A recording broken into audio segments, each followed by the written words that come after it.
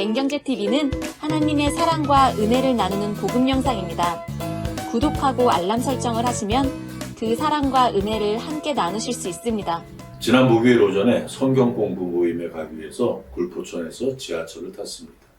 군자역에서 갈아타고 아차산역까지 가야 하는데 1시간 이상 걸립니다. 사람이 많아서 꼬박 서서 갔습니다. 앉아서 갈 때는 저도 휴대폰을 보고 갑니다.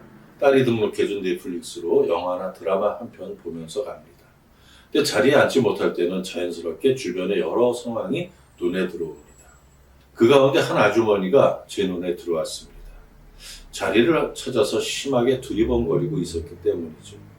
근데 저쪽에서 자리가 났습니다. 불이 나게 인파를 헤치고 달려갔는데 다른 사람이 먼저 앉았습니다. 그래서 엉거주춤 그 앞에 서 있는데 이번에는 이쪽에서 자리가 났습니다. 또 불이 나게 사람들을 헤집고 이쪽으로 왔는데 야속하게도 다른 사람이 먼저 앉아버렸습니다. 그 앞에서 연신 사방을 둘러봅니다. 근데 묘하게도 꼭 아주머니가 서 있는 곳에서 먼 곳에서 자리가 납니다.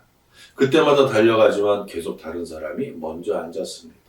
그러기를 수없이 반복하는데 보고 있기에 애처로울 정도였습니다.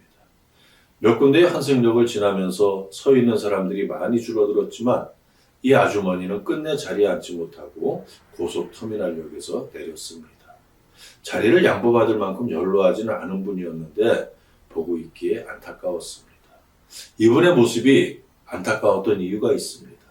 그렇게 자리에 앉기 위해서 열심히 쫓아다니지 않고 처음 자리 잡은 곳에 서 있었으면 신중동역에서 앉을 수 있었습니다. 한번 옮긴 자리에 그대로 서 있었어도 온수역에서 앉을 수 있었습니다. 근데 그냥 가만히 있지를 못했던 겁니다. 그 모습을 보고 있다가 우리의 믿음 생활을 생각하게 되었습니다.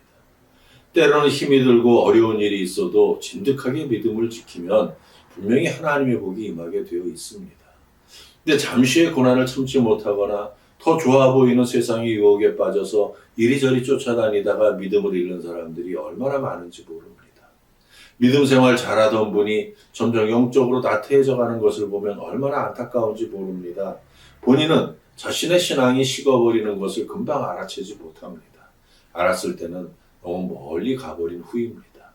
두 개 작은 구멍이 나면 그 구멍 때문에 마침내 둑이 무너지듯이 교활한 마귀가 아주 조금씩 믿음의 기반을 허물어 가기 때문에 잘 느끼지 못합니다.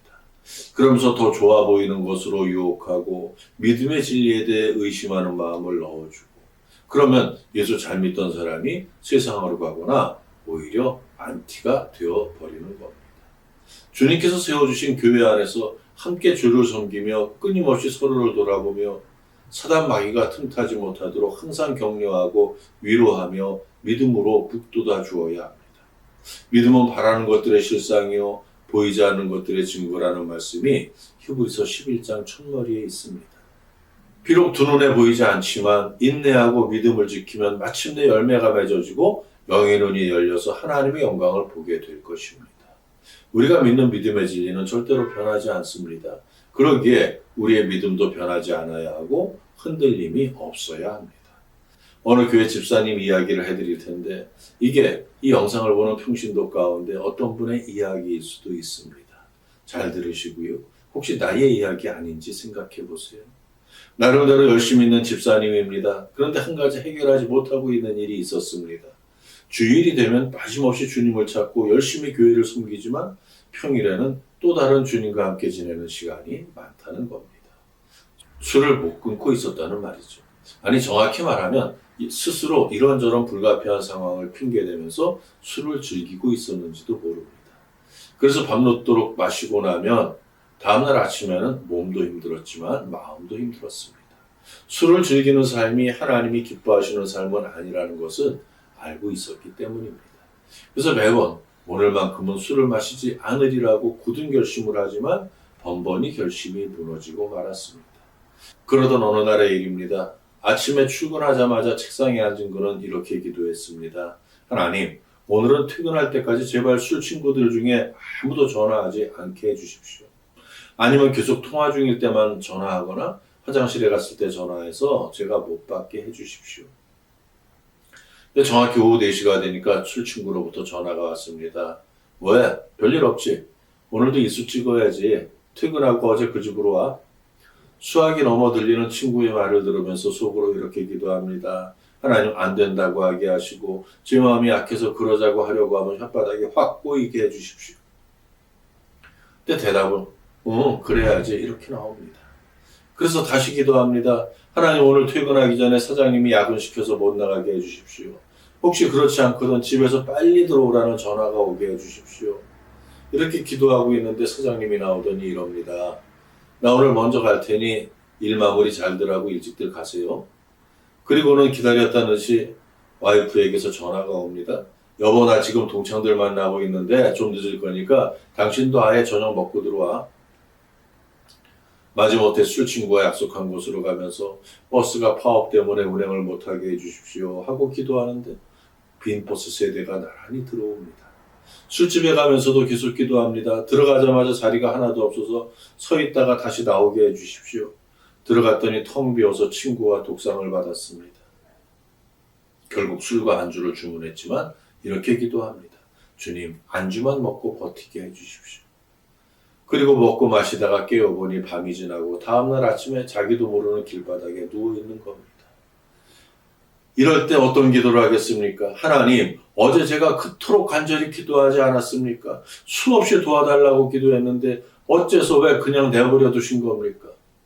그런데 그런 상황이 또 와도 하나님은 내버려 두십니다. 왜요? 하나님에게 능력이 없으신가요? 아니죠. 하나님은 하실 수 있습니다. 그러나 하나님이 하시기보다는 스스로 책임지고 극복하고 이겨내기를 바라십니다. 하나님께 기도만 할 일이 아니라 내가 그렇게 행동하면 되는 거였습니다. 오늘은 절대로 술 안 마시겠다고 결심했으면 친구에게 단호하게 거절하면 되는 겁니다. 아내가 늦게 들어오면 내가 집에 가서 밥 차려 먹으면 되는 겁니다.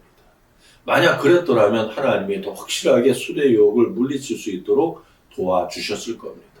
하지만 이 집사님을 보면 처음부터 의지가 없는 기도였습니다.